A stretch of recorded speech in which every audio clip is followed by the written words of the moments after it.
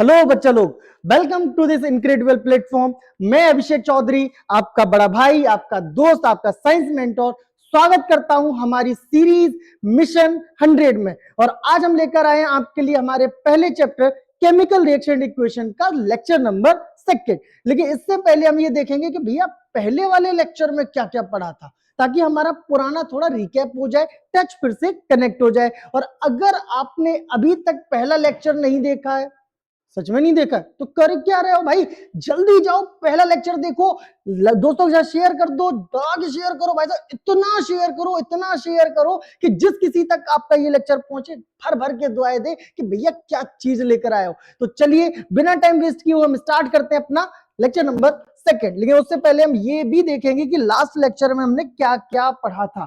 तो पहले लेक्चर में सबसे पहले हमने आपको बताया था फिजिकल और केमिकल चेंज। थोड़ा थोड़ा रिकैप करते जाएंगे। तो फिजिकल चेंजेस वो थे जिसमें कोई भी नया सब्सटेंस फॉर्म नहीं होता था, उसकी आइडेंटिटी नहीं बदलती थी, उसकी प्रॉपर्टीज नहीं बदलती थी। लेकिन केमिकल चेंजेस की जब हम बात कर रहे थे तो यहां पर एक नया सब्सटेंस फॉर्म होता है with new identity and new properties के साथ में।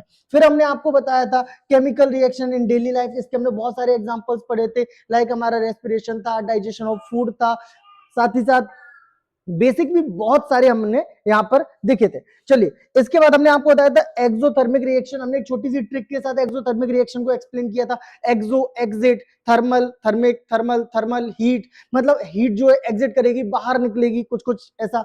इसके बाद हमने आपको बताया था एंडोथर्मिक। मैंने कहा था एक्सोथर्मिक में हीट अगर बाहर निकल रही थी तो एंडोथर्मिक वो रिएक्शन होगी जिसमें हीट एब्जॉर्ब होगी। एंड लास्ट टॉपिक जो हमने आपको बताया था वो था रिएक्टेंट एंड प्रोडक्ट। तो रिएक्टेंट में हमने आपको बताया था the substance which participate in a chemical reaction, that is called reactant, and what we get after the reaction, that is called product. तो यहां पर ये हमारे पहले लेक्चर का बेस था जो हमने पढ़ा था। तो अब हम स्टार्ट करेंगे लेक्चर नंबर 2 और देखते हैं इस लेक्चर में हम क्या क्या पढ़ने वाले हैं। तो ध्यान से देखना, ध्यान से देखना।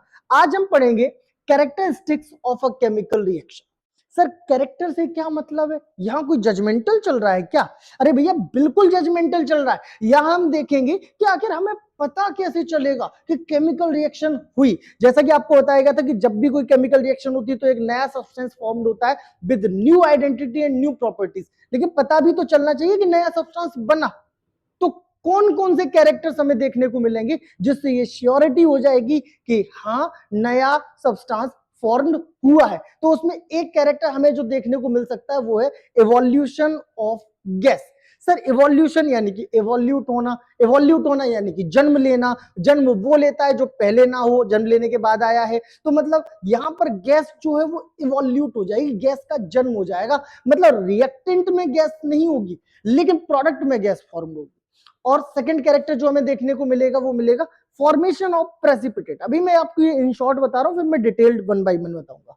तो मैंने क्या बताया, सेकंड जो हमें कैरेक्टर देखने को मिल सकता है वो है फॉर्मेशन ऑफ प्रेसिपिटेट। सर ये प्रेसिपिटेट क्या होता है, पहले तो कभी नहीं सुना, कोई नया फुंतुड़ू ले आया हुआ फिर से। तो मैं बता देता हूं कि प्रेसिपिटेट में क्या होता है, छोटे छोटे पार्टिकल आपस में कंबाइन होकर एक बड़ा और हैवी पार्टिकल बना लेते हैं। अब चूंकि ये बड़ा और हैवी होता है तो वो क्या करता है, सेटल डाउन, नीचे बैठ जाता है। कहां, उस बीकर में जिसमें हम ये रिएक्शन करवा रहे हैं उसकी बॉटम में बैठ जाएगा। और उस हैवी पार्टिकल को ही हम कहते हैं प्रेसिपिटेट। अभी और डिटेल में बताएंगे। इसके बाद और कौन सा कैरेक्टर से देखने को मिल सकता है, वो मिल सकता है चेंज इन कलर। यानी कि रिएक्टेंट जो है बेटा वो किसी और कलर का होगा और बनने वाला प्रोडक्ट जो होगा वो किसी और कलर का होगा। और कौन सी रिएक्शन देखने को मिल सकती है, हमें यहां पर देखने को मिल सकती है चेंज इन टेम्परेचर। जैसा कि आपको बताया था कि अकॉर्डिंग टू हीट दो टाइप की रिएक्शंस पड़ी थी, एंडोथर्मिक और एक्सोथर्मिक। तो एंडोथर्मिक रिएक्शंस वो थी जिसमें हीट एब्जॉर्ब हो रही थी, एब्जॉर्ब करेंगे, ठीक है ना, तो क्या होगा, टेम्परेचर इंक्रीज होगा।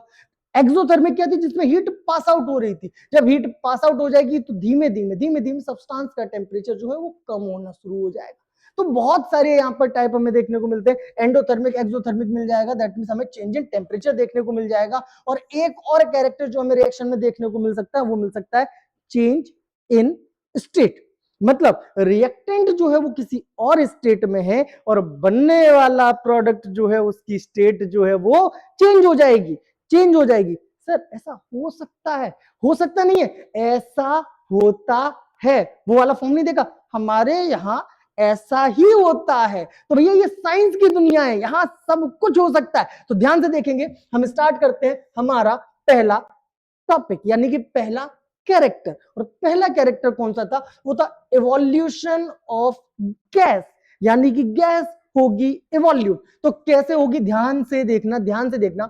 सम केमिकल रिएक्शंस, यहां से some chemical reactions are characterized by evolution of gas. कुछ केमिकल रिएक्शंस जो है वो कैरेक्टराइज्ड होंगी, पहचानी जाएंगी। और कैसे पहचानी जाएंगी? By the evolution of gas. कैसे पहचानी जाएंगी? By the evolution of gas. Sir कुछ एग्जाम्पल हो जाए अच्छे से तो शायद मजा आ जाए। चलिए मैं आपको एग्जाम्पल देता हूं। मान लेते हैं हमारे पास है जिंक मेटल। कौन सी मेटल है? Zinc metal. इसको हम रिएक्ट करवाते हैं सल्फ्यूरिक एसिड। भाई साहब बड़ा डेंजरस होता है, ठीक है ना? कैसा होता है? बहुत डेंजरस। और जैसे ही हम जिंक मेटल को रिएक्ट करवाते हैं सल्फ्यूरिक एसिड के साथ में, देन एक रिएक्शन फॉर्म होती है जिसको हम कहते हैं डिस्प्लेसमेंट रिएक्शन। क्या कहते हैं इसको? Displacement reaction. इसमें क्या होता है कि जिंक जो है वो हाइड्रोजन से ज्यादा रिएक्टिव है। जिंक जो है वो हाइड्रोजन से ज्यादा रिएक्टिव है। तो जिंक क्या करेगा? हाइड्रोजन को डिस्प्लेस कर देगा। डिस्प्लेस कर देगा यानी कि उसको उसकी जगह से हटा देगा। कैसे? जरा घूमो। क्या किया? हाइड्रोजन को उसकी जगह से हटा दिया और जिंक जो है वो हाइड्रोजन की जगह पर अटैच हो जाएगा। तो ये बनाएगा जिंक सल्फेट। क्या बनाएगा? Zinc sulphate. और पास आउट हो जाएगी हाइड्रोजन गैस। क्या बाहर निकलेगा? हाइड्रोजन गैस बाहर निकल जाएगी।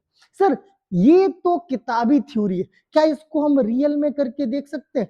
बिल्कुल देख सकते हैं। तो मैं हूं ना आपके लिए, क्यों टेंशन लेते हो? हम एक एक्सपेरिमेंट के थ्रू करके देखते हैं क्या वाकई में कोई गैस फॉर्म होती है। तो चलिए मिलते हैं एक्सपेरिमेंट में। चेंज इन कलर के फॉर्मेट में हम आपको जो रिएक्शन दिखाने वाले हैं, हम रिएक्ट करवाएंगे सोडियम मेटल। तो सबसे पहले हम लेते हैं एक सोडियम मेटल का छोटा सा पीस और इस छोटे से पीस को हम रिएक्ट करवाएंगे एसिड के साथ में। इतना डाल दूं? अरे भैया इतने में तो बिल्डिंग चली जाएगी, बहुत बड़ा है। एक काम करते हैं, काइंड फॉर इंफॉर्मेशन, ये जो सोडियम मेटल होती है ये बहुत ज्यादा रिएक्टिव होने के साथ साथ बहुत ज्यादा सॉफ्ट भी होती है। अगर आप इसको गौर से देखोगे तो कट होने के बाद ये जो शाइनी सरफेस आप देख रहे हो ये सोडियम मेटल का ही है। मैं क्या करता हूँ, इस पर ऑयल लगाकर इसको वापस रख देता हूँ, ठीक है ना? और एक छोटा सा टुकड़ा सोडियम मेटल का मैंने ले रखा है। एंड ये जो टुकड़ा है मैं इसको भी रिएक्ट नहीं कराने वाला, इसको भी मैं दो पार्ट में करूंगा क्योंकि ये भी बहुत ज्यादा फिजिबल हो जाएगा, ठीक है? तो क्या किया हमने, इस सोडियम मेटल को भी दो पार्ट में ब्रेक कर लिया और दो छोटे छोटे टुकड़े अब हमारे पास आ जाएंगे। चल इसको रख देते हैं अलग। अब हम तैयार करेंगे सल्फ्यूरिक एसिड का डाइल्यूशन। तो देखो, डाइल्यूट सल्फ्यूरिक एसिड लेने के लिए हम क्या करते हैं, एक टेस्ट ट्यूब में सबसे पहले थोड़ा सा वाटर ऐड करते हैं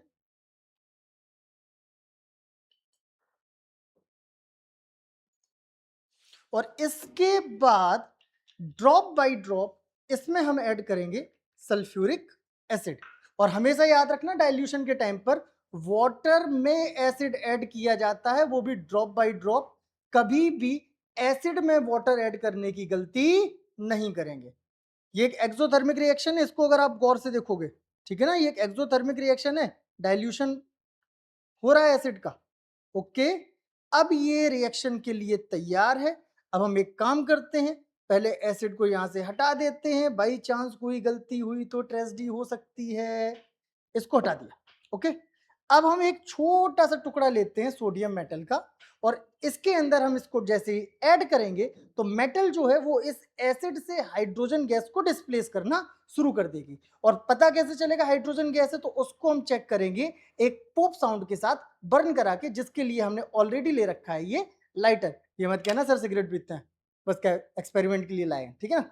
देखो रिएक्शन स्टार्ट। और ये जो आप देख रहे थे ना, ये जो साउंड आप देख रहे हो यही पॉप साउंड है। ठीक है ना, देखो क्लियर हुआ, क्लियर हुआ। तो ये जो पॉप साउंड है ये इस चीज का प्रूफ है कि यहां पर हाइड्रोजन गैस फॉर्म हो रही है। तो मजे आए, क्या हुआ, सोडियम को रिएक्ट करवाया एसिड के साथ में। सोडियम भी जो है वो जिंक की तरह ज्यादा रिएक्टिव होता है हाइड्रोजन से, तो सोडियम भी हाइड्रोजन गैस को बाहर निकाल देता है। और जब सोडियम हाइड्रोजन गैस को बाहर निकालेगा तो वेरीफाई हमने कैसे किया कि जब हम हाइड्रोजन गैस के पास एक जलती हुई कैंडल या लाइटर लेकर आते हैं तो हाइड्रोजन गैस एक पॉप साउंड के साथ बर्न हो जाती है, बड़ा मजा आता है। तो जैसा कि आपने देखा यहां पर हमारे पास पहले क्या था, सोडियम मेटल, ठीक है ना, एक्सपेरिमेंट में हमने किससे किया था, सोडियम मेटल से, सॉलिड स्टेट में था। दूसरा हमने किसके साथ में लिया इसको, एसिड के साथ में, हमारे पास था सल्फ्यूरिक एसिड। और जैसे ही हमने सल्फ्यूरिक एसिड में, ठीक है ना, सोडियम मेटल को ऐड किया तो मेटल सॉलिड, एसिड लिक्विड, लेकिन बना क्या, गैस, बना क्या, गैस। तो यही तो कहा था कि गैस इवोल्यूट हो गई, जो रिएक्टेंट में नहीं थी प्रोडक्ट में मिल गई, रिएक्टेंट में नहीं थी प्रोडक्ट में मिल गई। तो पहले कैरेक्टर में किसी बच्चे को कोई doubt, evolution of gases satisfied है, वेरी गुड। अब स्टार्ट करते हैं सेकंड कैरेक्टर, और जो सेकंड कैरेक्टर है वो है formation of precipitate, formation of precipitate. Sir ये प्रेसिपिटेट क्या होता है, थोड़ा डिटेल में बता दो, आपने शॉर्ट में बताया, समझ में नहीं आया तो डिटेल में देख लेते हैं, क्या दिक्कत है, पढ़ने ही तो बैठे हैं। तो क्या होता है प्रेसिपिटेट, समझना, ध्यान देना। प्रेसिपिटेट में क्या होगा, हम दो ऐसे लिक्विड को मिलाएंगे जो आपस में मिलकर कंबाइन होकर एक इनसॉल्युबल सब्सटेंस बना लेंगे। कैसा सब्सटेंस बना लेंगे, इनसॉल्युबल सब्सटेंस। कैसा बना लेंगे, इनसॉल्युबल सब्सटेंस। आई रिपीट, क्या करेंगे, दो लिक्विड को आपस में कंबाइन करेंगे और वो आपस में कंबाइन होकर एक इनसॉल्युबल सब्सटेंस बनाएंगे, एक बड़े पार्टिकल्स की फॉर्म में, जो कि हैवी होने की वजह से सेटल डाउन हो जाएगा। इसी को कहते हैं प्रेसिपिटेट। क्या कहते हैं, प्रेसिपिटेट। तो देखिए ध्यान से, देखिए ध्यान से, मान लेते क्या होता है, some chemical reactions are characterized by formation of precipitate. कौन कौन सी रिएक्शंस हो सकती है, इसमें हमारे पास एक एग्जांपल है, वो है हमारे पास पोटेशियम आयोडाइड। पोटेशियम आयोडाइड जब ये सॉलिड फॉर्म में होता है तो व्हाइटिश होता है, वाटर में डिसॉल्व कर लेते हैं तो ट्रांसपेरेंट हो जाता है। इसको हम रिएक्ट करवाते हैं लेड नाइट्रेट से। किससे रिएक्ट करवाते हैं, लेड नाइट्रेट, ट्रांसपेरेंट होता है। कैसा होता है, ट्रांसपेरेंट। मैंने आपको पहले ही बताया ये व्हाइटिश होता है लेकिन वाटर में डिसॉल्व करवा देते हैं तो ट्रांसपेरेंट हो जाता है, लाइक दिस। ये पोटेशियम आयोडाइड का सॉल्यूशन है। दूसरा लेड नाइट्रेट, ये तो ट्रांसपेरेंट पहले से ही होता है। और जैसे ही हम इन दोनों को आपस में कंबाइन कराते हैं तो ये बनाते हैं एक येलो रंग का प्रेसिपिटेट, जिसको हम कहते हैं लेड आयोडाइड। क्या कहते हैं, लेड आयोडाइड। कैसा होता है, येलो कलर का होता है। कैसा होता है, येलो कलर का होता है। और जब इसको थोड़ी देर रखा रहने देंगे ना, थोड़ी देर रखा रहने देंगे ना, तो वो सेटल डाउन हो जाएगा। सेटल डाउन हो जाएगा मतलब लाइक दिस, ये बीकर के नीचे बैठ जाएगा। और ये जो येलो पार्ट आप देख रहे हो यही है प्रेसिपिटेट। और ये किसका प्रेसिपिटेट है, ये प्रेसिपिटेट है हमारा लेड आयोडाइड का। किसका प्रेसिपिटेट है, लेड आयोडाइड का। तो कुछ पॉइंट्स हमें याद रखने होंगे प्रेसिपिटेट के साथ में। प्रेसिपिटेट कैसा होता है, इनसॉल्युबल सब्सटेंस होता है। क्या करेगा, जब इसको थोड़ी देर छोड़ देंगे तो धीमे धीमे ये सेटल डाउन हो जाएगा, बीकर के नीचे बैठ जाएगा। चलिए सर, ये क्या वास्तव में हो सकता है, आइए करके देखते हैं। फॉर्मेशन ऑफ प्रेसिपिटेट के लिए हमने ऑलरेडी ले रखा है लेड नाइट्रेट, जिसको हम रिएक्ट करवाने वाले हैं पोटेशियम सॉल्यूशन के साथ। ये हमारा पोटेशियम आयोडाइड का सॉल्यूशन है। तो हम सबसे पहले बनाएंगे लेड नाइट्रेट का सॉल्यूशन, जिसके लिए क्या करना है, हम एक टेस्ट ट्यूब में थोड़ा सा अमाउंट लेते हैं, थोड़ा सा अमाउंट लेते हैं लेड नाइट्रेट का, ठीक है ना।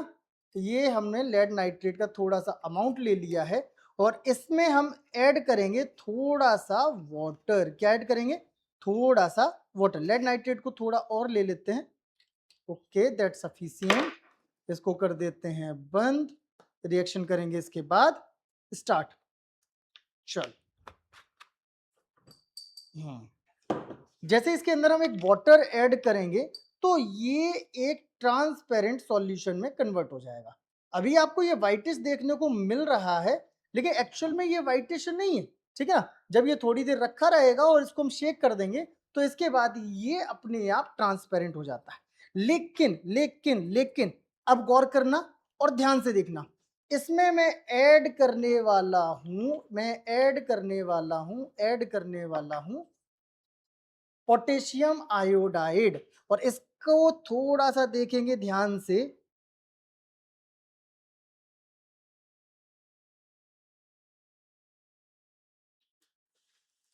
मैजिक, दुनिया रंग बदलती है तो रंग तो इसने भी बदल लिया, बिल्कुल तुम्हारे वाले की तरह, दोस्त की तरह। कुछ और नहीं सोचना। देखो ध्यान से, यहां पर क्या हुआ, दो सॉल्यूशंस थे मेरे पास। एक हमारे पास मैंने लेड नाइट्रेट का बनाया था और दूसरा जो लिक्विड था वो पोटेशियम आयोडाइड का था। और जैसे ही मैंने इसको कंबाइन किया, देखो ऊपर भी अलग वाटर है, नीचे भी अलग है, बीच में एक इनसॉल्युबल सब्सटेंस जो है वो इकट्ठा हो रहा है और यही है प्रेसिपिटेट। इसको हम क्या करते हैं, थोड़ी देर शेक करके रख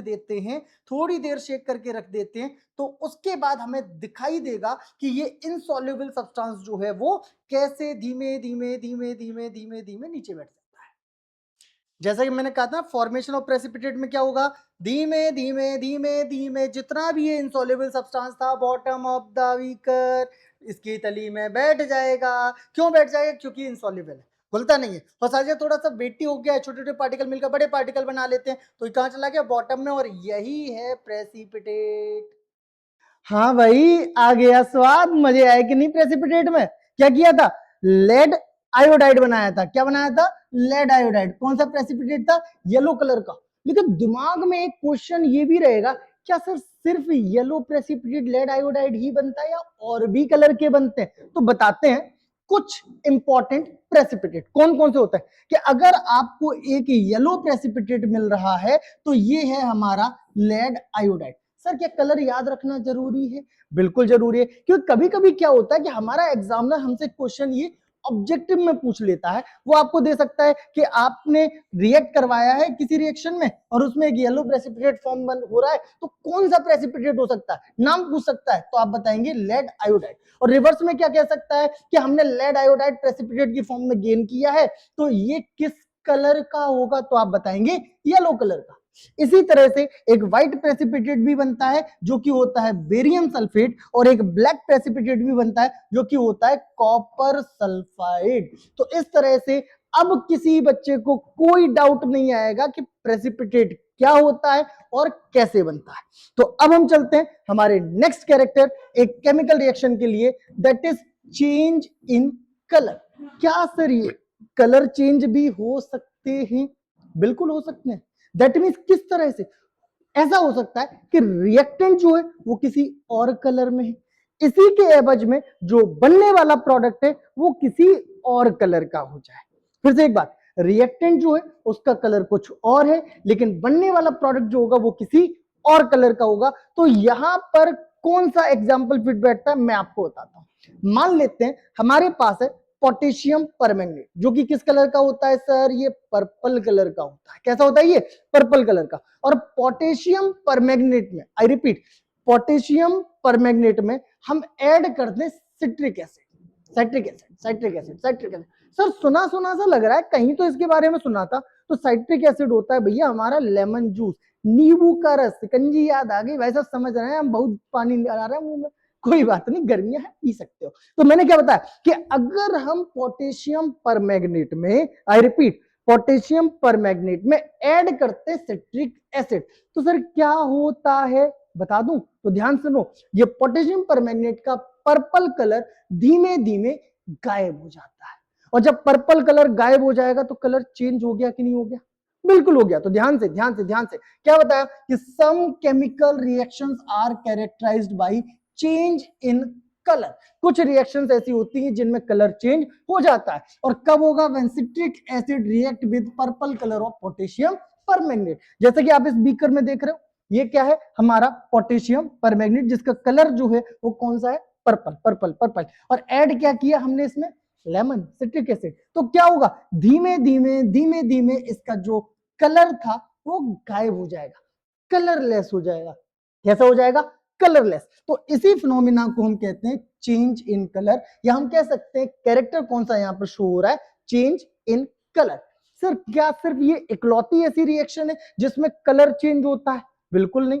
इसको करके भी दिखा देंगे होता भी है कि नहीं होता है। लेकिन एक और एग्जांपल बताते हैं कि मान लो हमारे पास है पोटेशियम डाइक्रोमेट K2Cr2O7, जिसका नेचुरल कलर जो होता है वो होता है ऑरेंज। कौन सा कलर होता है? ऑरेंज। और अगर इसमें हम पास आउट करवा दें सल्फर डाइऑक्साइड, कौन सा कलर पास आउट करा दें सर? कलर नहीं, गैस। कौन सी gas? Sulphur dioxide, SO2। SO2 जो होती है बेटा, ये एक ब्लीचिंग एजेंट है जो कि कलरफुल ऑब्जेक्ट को कलरलेस भी बनाती है या फिर उनके कलर पर इफेक्ट डालती है। तो जनरली क्या है कि जब सल्फर डाइऑक्साइड रिएक्ट करती है आपके पोटेशियम परमैंगनेट से, सॉरी पोटेशियम डाइक्रोमेट से, किससे? पोटेशियम डाइक्रोमेट से। I repeat, sulphur dioxide react करती है किससे? पोटेशियम डाइक्रोमेट से। तो क्या होता है, क्या होता है, ये जो ऑरेंज कलर है वो धीमे धीमे धीमे धीमे गायब हो जाता है। क्या होता है? ये धीमे धीमे गायब हो जाता है और ये कन्वर्ट हो जाता है ग्रीन कलर में। कौन सा कलर का सॉल्यूशन बना लेगा? Green colour. तो यहां भी तो आपको कलर चेंज समझ में आया कि नहीं आया? पहले जो सब्सटेंस था वो कौन सा था? ऑरेंज कलर का। रिएक्शन के बाद कैसा हो गया? ग्रीन कलर का। तो कलर चेंज हो गया ना। तो यही तो मैंने बताया कि कुछ केमिकल रिएक्शंस जो होती हैं वो चेंज इन कलर को शो करती हैं। तो आइए देखते हैं एक एक्सपेरिमेंट के थ्रू क्या वाकई में कलर चेंज होता है। तो अब बारी आती है चेंज इन कलर, जिसके लिए क्या करना है, हम ऐड करते हैं थोड़ा सा पानी और इसमें हम ऐड करेंगे थोड़े से अमाउंट में पोटेशियम परमैंगनेट।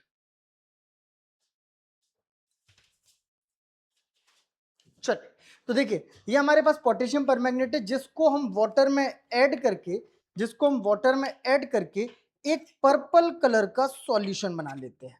ठीक है ना? थोड़ा सा अमाउंट भी बहुत सफिशियंट होता है इसके लिए। और यहां पर ये देखिए क्या शानदार शेड आ रहा है यार, मजे आगे देखकर। तो देखो यहाँ पर एक पर्पल कलर का सॉल्यूशन तैयार हो गया। ठीक है ना? एक पर्पल कलर का सॉल्यूशन तैयार हो गया। मैं इसको मिक्स कर देता हूँ। थोड़े से शेड नहीं, क्या बेहतरीन रंग दिया। ये तो रंग बदल गया है। समझ तो गए होगे ना? ओके, ये तो रंग बदल गया है। अब मैं इसको हटा देता हूं और एक काम करता हूं, मैं लेकर आता हूं एक दूसरे बीकर में मैं स्टोर कर लेता हूं सिट्रिक एसिड। और अब शुरू होगा जादू। जादू तेरी नजर वाला नहीं, ये होगा केमिकल का जादू। और केमिकल के जादू में मैंने आपको बताया था कि पोटेशियम परमैंगनेट में जब हम सिट्रिक एसिड ऐड करते हैं, please give me this beaker, छोटा वाला दे दीजिए। ओके, चलो हम क्या करते हैं कि इसको हम पहले से एक कंटेनर में निकाल के रख लेते हैं। थोड़ा सा एक्सपेरिमेंट में मजे आने चाहिए ना। डायरेक्ट ऐड करेंगे तो टेस्ट ट्यूब का साइज थोड़ा छोटा होता है बेटा, तो उसमें ये उतना परफेक्ट वर्क नहीं करेगा। तो देख रहे हो, तुम्हारी वजह से एक नींबू का नुकसान हो गया, मेरी एक सिकंजी तुम पे उधार रहेगी, इसके पैसे तुमसे ही लूंगा। ओके, तो देखो, चलो भैया ये हो गया हमारा लेमन जूस तैयार।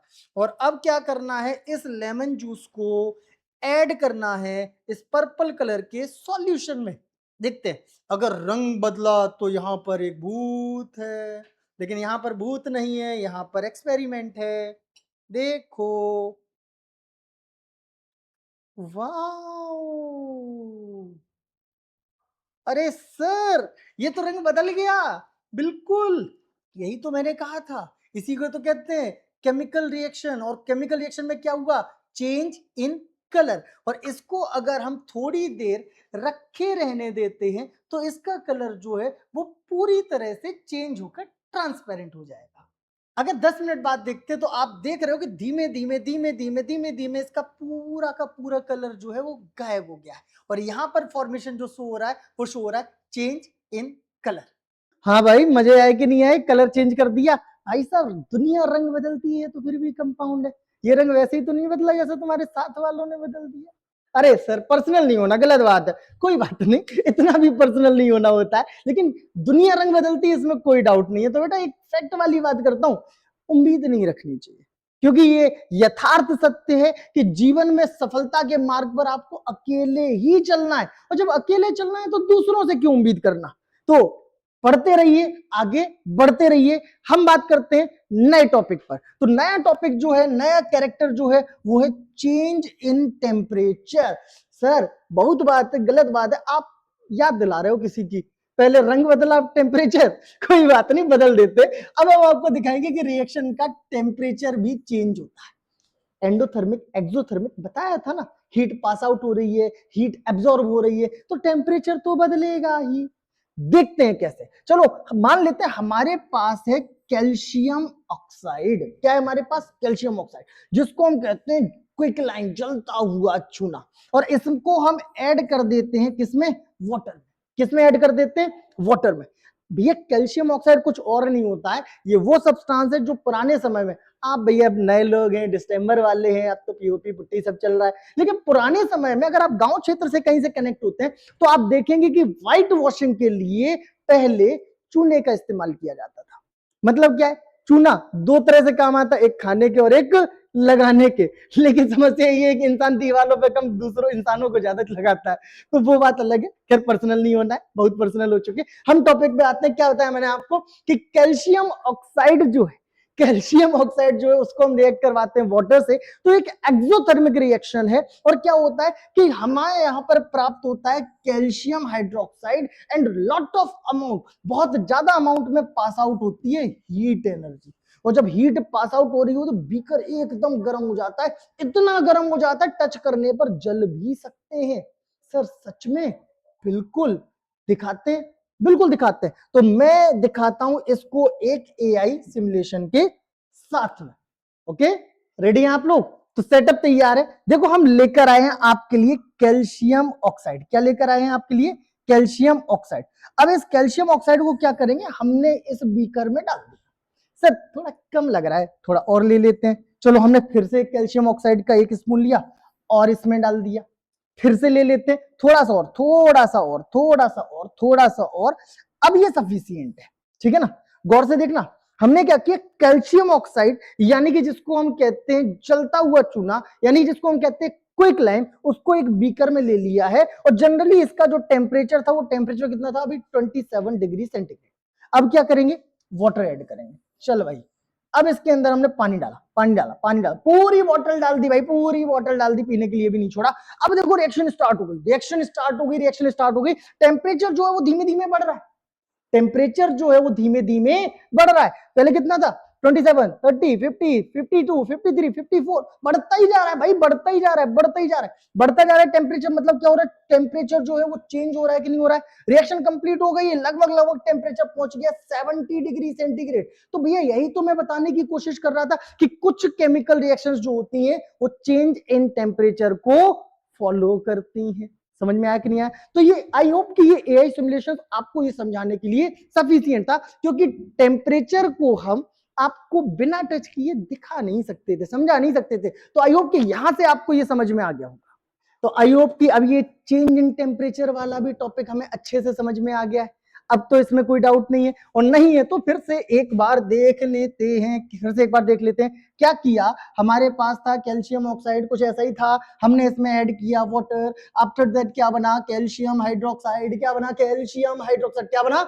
Calcium hydroxide. और क्या हुआ? लॉट ऑफ अमाउंट में हीट पास आउट होती है, टेम्परेचर इंक्रीज होता जाता है। और यही आज का इस टॉपिक का मेन मोटिव था, आपको बताना कि कुछ रिएक्शंस चेंज इन टेम्परेचर को शो करती हैं। चलिए, आई होप कि अब यहां तक किसी को कोई प्रॉब्लम नहीं होगी। तो हम बात करते हैं लास्ट में चेंज इन स्टेट। सर गलत बात है, एक ही टॉपिक पे आ जाते हो बार बार, चेंज चेंज चेंज। कोई बदल गया तो बदल गया, मुझे क्यों बार बार हट कर रहे हो? अरे हट नहीं कर रहा हूं, स्टेट बता रहा हूं, गधे कहेंगे। क्या बता, ध्यान से देखो, ध्यान से देखो क्या होता है। चेंज इन स्टेट से मेरा क्या मतलब ये है कि रिएक्टेंट जो था, ठीक है ना, हाँ मैं वो भी बात कर रहा हूँ जो तुम समझ रहे हो, टेंशन मत लेना, वो भी कर रहा हूँ, टेंशन मत लो। तो मैंने क्या बताया कि क्या होता है चेंज इन स्टेट। स्टेट से मतलब है हमारा रिएक्टेंट जो है वो किसी और स्टेट में, लाइक सॉलिड लिक्विड गैस, किसी में हो सकता है, लेकिन प्रोडक्ट जो है वो किसी नई स्टेट में मिला। जैसे हमने जब पहला एक्सपेरिमेंट किया था इवोल्यूशन ऑफ गैस, तो वहां पर रिएक्टेंट जो था वो कौन था? Sodium metal.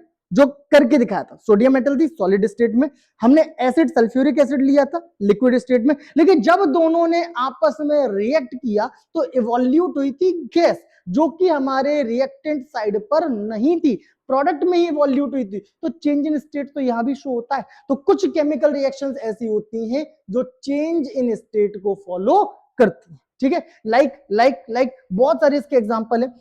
जिंक वाला मैंने आपको पहले ही बताया था, जहां हाइड्रोजन गैस इवोल्यूट हुई थी। लेकिन एक बात जो तुम्हें याद रखनी है बहुत ध्यान से, कि जरूरी नहीं है कि कोई केमिकल रिएक्शन में ये सारे चेंजेस देखने को मिले, या फिर ये भी कंपलसरी नहीं है कि एक ही कैरेक्टर देखने को मिलेगा। कुछ रिएक्शंस ऐसी होती हैं जिसमें मोर देन वन कैरेक्टर देखने को मिल जाता है। जैसे कि अगर हम पहली वाली रिएक्शन की बात करें तो वहां पर इवोल्यूशन ऑफ गैस भी हो रहा था, साथ ही साथ ये रिएक्शन भी एक्सोथर्मिक थी। ठीक है ना, कौन सा, जब हम हाइड्रोजन गैस बना रहे थे ये एक्सोथर्मिक थी, तो टेम्परेचर भी इंक्रीज हो रहा था। तो दो कैरेक्टर तो सीधे सीधे हो गए, इवोल्यूशन ऑफ गैस और चेंज इन टेम्परेचर। और साथ ही साथ चूंकि गैस इवोल्यूट हुई है तो ये यहां पर चेंज इन स्टेट को भी फॉलो करेगा। तो एक केमिकल रिएक्शन में एक से ज्यादा कैरेक्टर देखने को मिल सकते हैं, और ये कंपलसरी भी नहीं है कि सारे कैरेक्टर ही देखने को मिलेंगे। तो आई होप कि अब ये आपको बहुत अच्छे से समझ में आ गया है कि अगर कोई केमिकल रिएक्शन फॉर्म होती है तो कैसे होगी, पता कैसे चलेगा, और हम कैसे श्योरिटी दे पाएंगे कि हाँ केमिकल रिएक्शन फॉर्म हुई है। तो दोस्तों, इसी के साथ हमारा लेक्चर नंबर 2 जो समाप्त होता है। मैं आपको बताना चाहूंगा कि लेक्चर 1 ऑलरेडी अपलोड हो चुका है, इसको पहले से अच्छे से पढ़ लीजिएगा, तब आप लेक्चर नंबर 2 पर आइएगा, और लेक्चर नंबर 3 कमिंग सून।